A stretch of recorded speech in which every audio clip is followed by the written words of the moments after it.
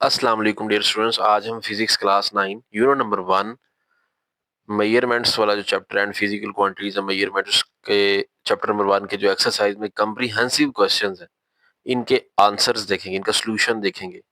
ठीक है, अब इसमें मैं आपको सारे क्वेश्चंस के आंसर बताऊंगा। ठीक है, लेकिन अगर आपका स्मार्ट सिलेबस है, कुछ क्वेश्चंस कट हैं, तो आप उनको इग्नोर कर दीजिएगा, बाकी जो कट नहीं है उनको याद कर लेना। पहला क्वेश्चन है, what is mean by base and derive quantities, give names and symbol of base unit. अब इसका आंसर कहाँ पे है? Base quantities and derive quantity को डिफाइन भी करना है और नेम्स और सिंबल लिखने हैं बेस यूनिट्स के। अब इसका आंसर बेस क्वांटिटी और डिराइव फिजिकल क्वांटिटी। देखिए, डिराइव फिजिकल क्वांटिटी की डेफिनेशन ना हमारी बुक पे क्लियर लिखी हुई है। ठीक है, यहाँ से all the quantities which can be describe in terms of one or more base quantity are called derived physical quantity. For example, speed is a derived quantity। और इस तरह डेंसिटी जो है वो भी क्या है? डिराइव क्वांटिटी है। ये इसकी एग्जांपल्स है। स्पीड भी डिराइव क्वांटिटी है, डेंसिटी भी डिराइव क्वांटिटी है। अब बेस क्वांटिटी की डेफिनेशन यहाँ क्लियर ऐसे लिखी नहीं हुई। ठीक है, वैसे बेस क्वांटिटीज की जो डेफिनेशन है क्लियरली हमारी बुक का जो पेज नंबर 195 है, तो मैं आपको सजेस्ट करूंगा वो पीछे उन्होंने डेफिनेशंस लिखी हुई है, पेज 195 आप इसी बुक का विजिट करें, वहां से बेस क्वांटिटी की डेफिनेशन याद कर लें और साथ में वो जो यूनिट लिखने थे और उसके सिंबल वगैरह और नेम वगैरह लिखने थे वो आप ये वाला टेबल बना देंगे। ठीक है, ये बेस यूनिट है, इनके नेम और ये इनके सिंबल भी लिखे गए हैं। ठीक है, ये पूरा टेबल ही आप वहां बना देंगे तो आपका वो पूरा क्वेश्चन लॉन्ग कंप्लीट हो जाएगा।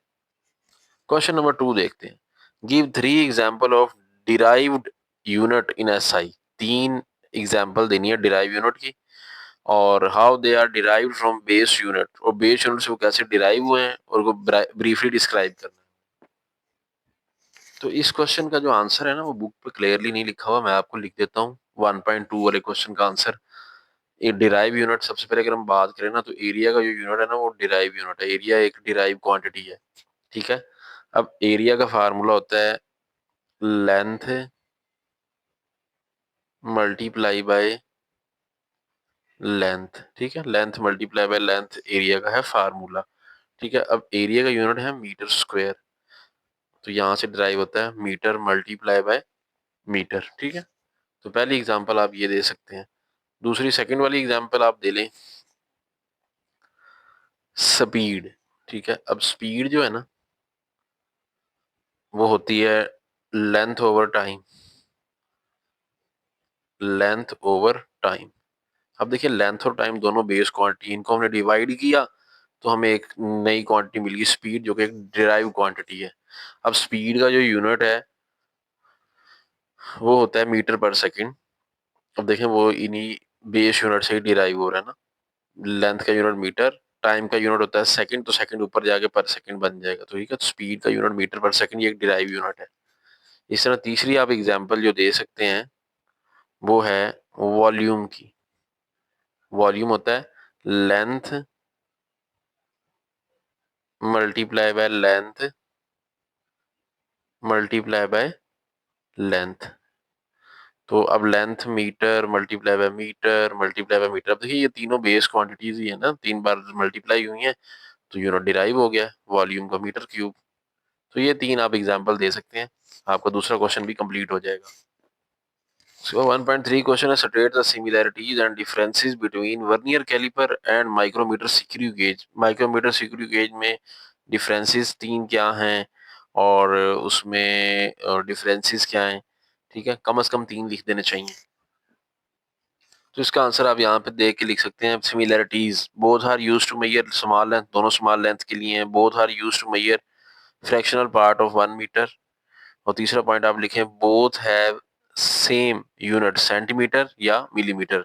इनके वर्नियर कैलिपर के लीस्ट काउंट जो हम मिलीमीटर या सेंटीमीटर में लेते हैं ना। अब डिफरेंसेस क्या है? मेजरिंग मैकेनिज्म इज डिफरेंट, मतलब उनके काम करने का, मेजरमेंट करने का तरीके मुख्तलिफ हैं। Range of measurement is different, इनकी रेंज भी मुख्तलिफ है, ये ज़्यादा प्रिसाइज है micrometer screw gauge. Vernier calliper measure internal and external dimensions, मतलब लेंथ एंड एरिया होते हैं ना, डायमेंशन को बोलते हैं। But the screw gauge only measure the internal dimension. ठीक है, वो external sorry external dimension measure करता है सिर्फ, वो इंटरनल और एक्सटर्नल दोनों डायमेंशन मेजर कर सकता है। ठीक है, तो ये आप शॉर्ट इसको क्वेश्चन का आंसर आप यहाँ से देख के लिख सकते हैं, इसको नोट कर लें कहीं पे। उसके बाद नेक्स्ट क्वेश्चन नंबर 1.4 है, identify and explain the reason for human error, random error and systematic error in the experiment. कोई एक्सपेरिमेंट करते हैं ना, उसमें ह्यूमन एरर, सिस्टमैटिक एरर और रैंडम एरर की रीजन क्या है, ठीक है। इसको आप बुक पे मार्क कर लें। ये जो ह्यूमन एरर वाला है ना, उसका यहाँ से लेके यहाँ तक पहली 3 लाइनें आंसर है, ठीक है।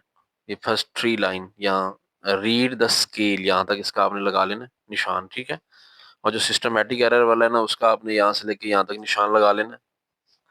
और जो रैंडम एरर है, उसमें आपने एक तो यहाँ से लेके यहाँ तक अंडरलाइन करना है। उसके बाद random error arises due to sudden fluctuation or variation in the environmental condition, for example change in temperature, pressure, humidity, voltage, etc। यहाँ तक आपको तैयार कर लेना चाहिए, फिर ये आपका पूरा हो जाएगा क्वेश्चन। उसमें आखिरी क्वेश्चन है, differentiate between precision and accuracy of the measurement with example. Precision और एक्यूरेसी में फर्क जो है एग्जांपल के साथ एक्सप्लेन करना है। तो इसका आंसर भी आप बुक पे अंडरलाइन करेंगे, पेज 21 पे आ जाए। यहाँ से generally the precision of a measurement refers how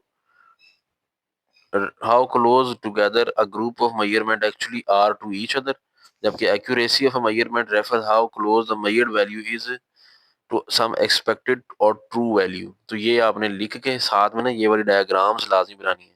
ये प्रिसाइज बट नॉट एक्यूरेट, ये इसे लिखना है। और ये वाला जो है ये एक्यूरेट है, नॉट प्रिसाइज है। और ये प्रिसाइज भी है और एक्यूरेट भी है। ये तीनों एग्जांपल आप नीचे बना देंगे तो आपको इंशाल्लाह पूरे नंबर मिल जाएंगे जितना नंबर का भी ये क्वेश्चन पेपर में आया, ठीक है। तो ये थे कम्प्रीहेंसिव क्वेश्चन, एक्सरसाइज क्वेश्चन और कंस्ट्रक्टेड रिस्पांस क्वेश्चन और एमसीक्यू की वीडियो ऑलरेडी चैनल पे अपलोड हो चुकी है। वो आप सर्च भी कर सकते हैं या आप चैनल की प्लेलिस्ट फिजिक्स क्लास 9 लेक्चर वाली विजिट कर लें। उम्मीद करते हैं वीडियो को पसंद आई होगी। वीडियो पसंद आई इसे लाइक करें, चैनल पे नए तो चैनल को सब्सक्राइब भी कर लें। मिलते हैं नेक्स्ट वीडियो में जल्द, अपना ख्याल रखिएगा, अल्लाह हाफिज़।